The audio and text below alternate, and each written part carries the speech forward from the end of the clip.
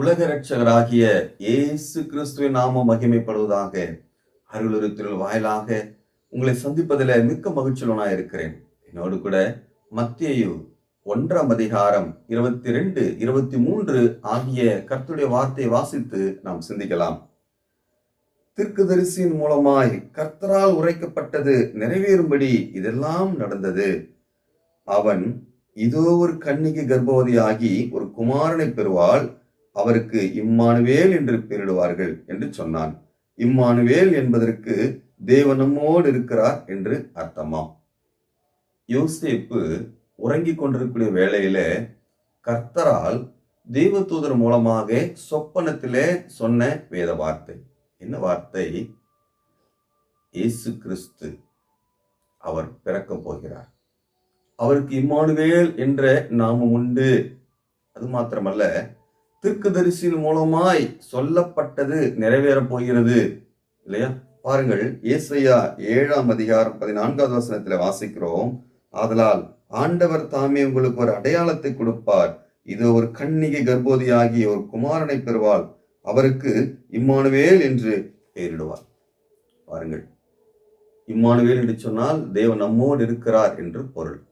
இந்த வேத வார்த்தை எவ்வளவு மகத்துவமான காரியம் என்று சொன்னால், கர்த்தருடைய வேத வார்த்தை ஒன்றும் எந்த காரியத்திலும் அது என்ன செய்யாது, ஒழிந்து போகாது, அது நிறைவேறக்கூடியதாக இருக்கிறது.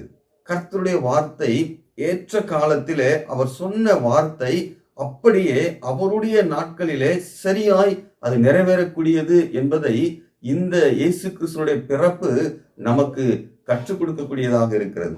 ஏசாயா தீர்க்கதரிசியின் மூலமாக ஏறத்தாழ கிமு 740 சொல்லப்பட்ட வேத வார்த்தை பாருங்கள், 740 ஆண்டுகளுக்கு பிறகு அது நிறைவேறக்கூடியதாக இருக்கிறது.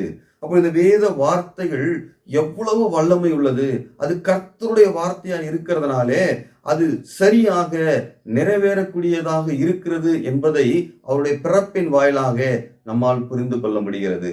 அது மாத்திரமல்ல, மத்தேயு 16ஆம் அதிகாரம் 21வது வசனத்தில் வாசிக்கும் பொழுது, அது முதல் இயேசு தாம் எருசலேமுக்கு போய் மூப்பராலும் பிரதான ஆசாரியராலும் வேத பாரகராலும் பல பாடுகள் பட்டு கொலையுண்டு 3ஆம் நாளில் எழுந்திருக்க வேண்டும் என்பதை தம்முடைய சீஷர்களுக்கு சொல்ல தொடங்கினார்.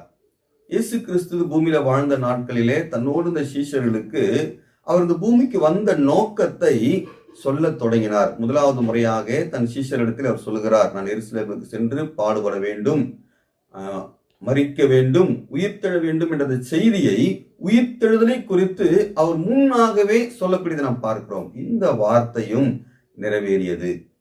பிரியமானவர்களே, எல்லாம் நிறைவேறக்கூடிய வேத வார்த்தைகளாக இருக்கிறது. அது மாத்திரமல்ல, பாருங்கள், அப்போஸ்தலர் 1ஆம் அதிகாரம் அதில 11வது வசனத்தை நாம் பார்க்கும் பொழுது, அப்போஸ்தலர் 1ஆம் அதிகாரம் அதிலே 11வது வசனம், கலிலேயராகிய மனுஷரே, நீங்கள் ஏன் வானத்தை அண்ணாந்து பார்த்து நிற்கிறீர்கள்?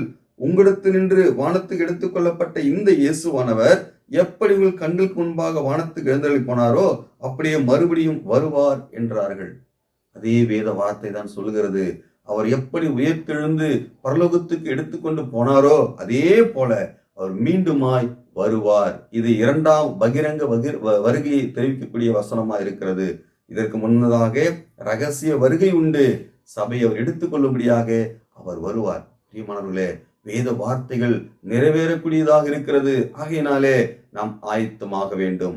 இம்மானுவேல் என்று சொன்னால் அவர் நம்மோடு இருக்கிறார் என்று பொருள். அதற்கு முன்னதாக நம்மோடு அவர் இருக்க வேண்டும் என்று சொன்னால் இன்னொரு வேத வார்த்தை பாருங்கள், மத்தேயு 1ஆம் அதிகாரம் 21வது வசனம், அவள் ஒரு குமாரனை பெறுவாள், அவருக்கு இயேசு என்று பெயரிடுவாயாக, ஏனெனில் அவர் தமது ஜனங்களின் பாவங்கள் நீக்கி அவர்களை ரட்சிப்பார் என்றார்.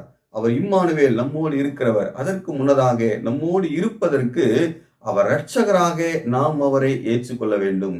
அவர்தான் நம்முடைய பாவங்களுக்கு பரிகாரி என்று சொல்லி நம்முடைய இருதயத்திலே அவர் பிறக்க வேண்டும்.